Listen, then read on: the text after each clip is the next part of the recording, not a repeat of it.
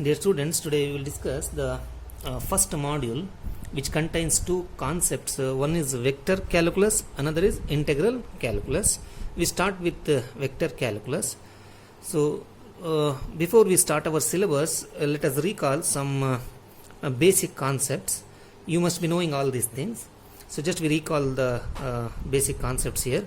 So, vector means a quantity which has both direction and magnitude. So we can measure the distance and we must be knowing the direction also. That is known as a vector.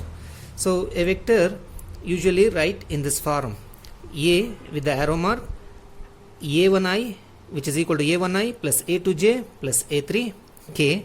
So these are the I, j, k are the unit vectors in the direction of x, y and z axis respectively, and a1, a2, a3 are the components. So with the help of this you can identify the direction from the origin to the point a1, a2, a3, and if you want to measure its distance or length or magnitude, you have to use this formula. Its magnitude is given by square root of a1 square plus a2 square plus a3 square. So this gives us the distance from the origin to the point a1 comma a2 comma a3, right? So this is the magnitude of a vector. Similarly, if you have another vector, its magnitude is given by square root of b1 square plus b2 square plus b3 square. So then unit vector. So what is unit vector? If you want the unit vector, divide that vector by its length. If you divide the vector by its length, you will get the unit vector. Unit vector means its distance from the origin is 1. So unit vector is denoted by a cap, so which is equal to the vector a divided by its length or magnitude. So then we have some of the products in case of vectors. So the products are, first one is the scalar product. Scalar product. So what is scalar product? That is also known as dot product. So these are the product between the two vectors.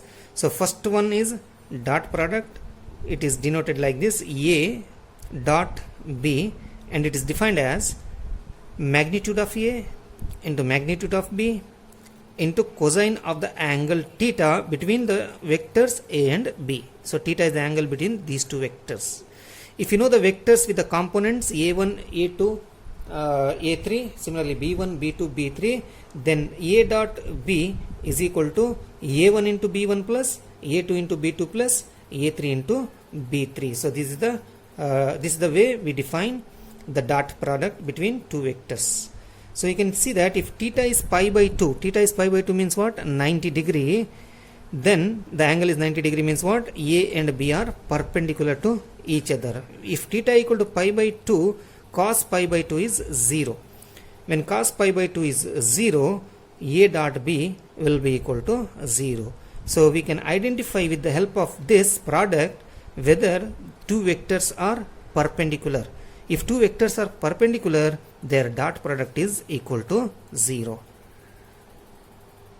So you must note the following. So if theta equal to pi by 2, then A dot B equal to 0. That is, A and B are orthogonal if their dot product is 0. If theta is the acute angle between the two vectors A and B, then we can find theta with the help of this formula, that is cos inverse of A dot product of the vectors divided by the magnitude of the vector A into the magnitude of the vector B. So similarly, one more note is the component of A if you want to find in the direction of B.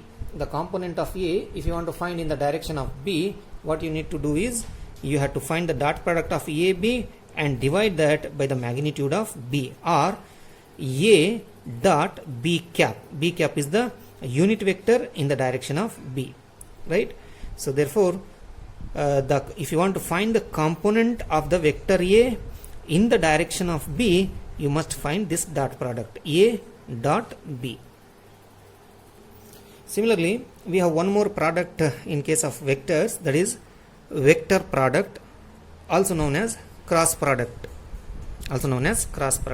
So vector product of two vectors A and B is defined as A cross B, which is equal to magnitude of the vector A, magnitude of the vector B into sine of the angle theta between A and B into n cap. What is this n cap? N cap is the unit vector which is perpendicular to the given vectors A and B. So n cap is the unit vector perpendicular to A as well as B.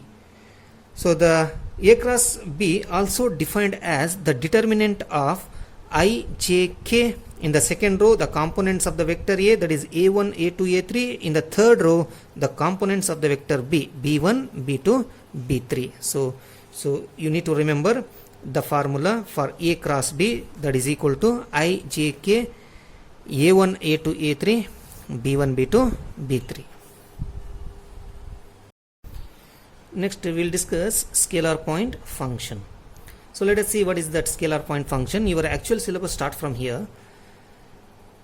Scalar point function is a function that assigns a point in the region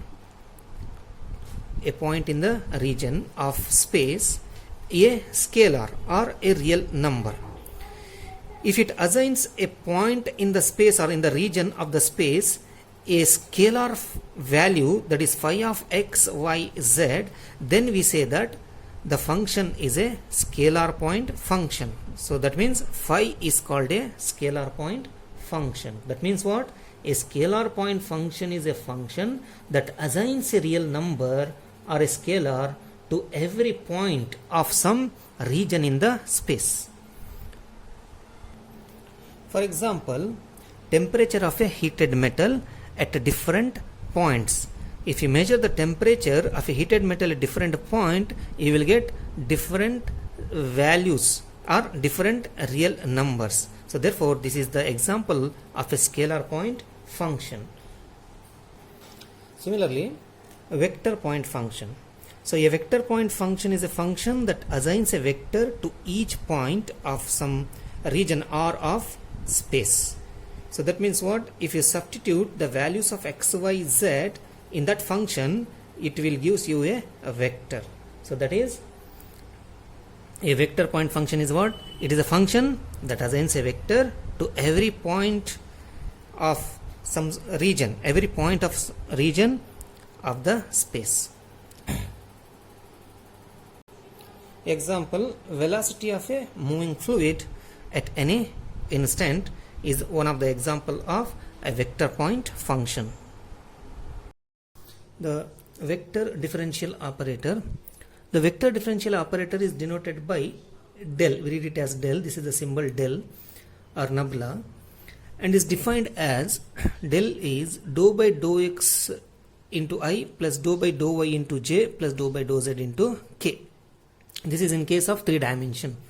Suppose the dimension is 1, then this reduces to a ordinary differentiation. Let us see the application of the vector differential operator on scalar point function and vector point function. So first we started with the scalar point function. So if phi be a continuous scalar point function, then the product del into phi, so which is equal to dou phi by dou x I, dou phi by dou y j plus dou phi by dou z k is called gradient of phi or grad phi. So you can see that this is a vector quantity, therefore del phi is a vector quantity. So this is known as gradient of a scalar point function. So note that if you apply the del, that means vector differential operator on the surface phi. So this gives us the surface phi. We obtain a vector. Actually, this is the vector which is normal to the surface phi. So therefore, you must note. So the first one is del phi is normal to the surface. Normal to the surface phi of x, y, z is equal to some constant c. So it is normal to the surface phi. The second one is, if you divide del phi by its length or magnitude, you will find the vector which is a unit. That means this vector is the unit normal vector to the surface phi. Surface phi of x, y, z is equal to c. So this is the unit normal vector to the surface at the point x, y, z. The third one is, if delta phi 1 and delta phi 2 are the normal to the surfaces phi 1 and phi 2, then the angle between their normals, delta phi 1, del phi 1 and del phi 2 gives us the angle between the two surfaces. That means if theta is the angle between del phi 1 and del phi 2, then we can find the angle between the two surfaces using the relation cos theta is equal to dot product of these two vectors, del phi 1, del phi 2, divided by their magnitudes, del phi 1 into del phi 2. So using this relation we can find the angle between the two surfaces. That means to find the angle between the two surfaces, we must find the normals on those surfaces. Then we must use this relation to find the angle between the two surfaces.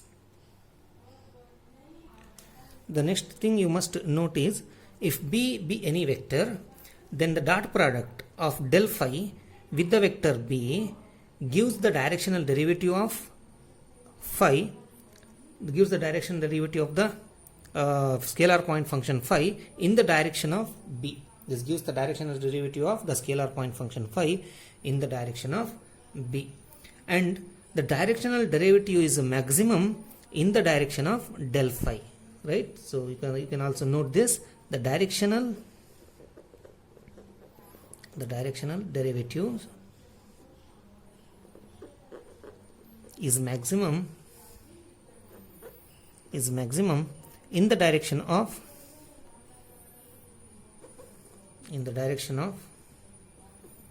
del phi,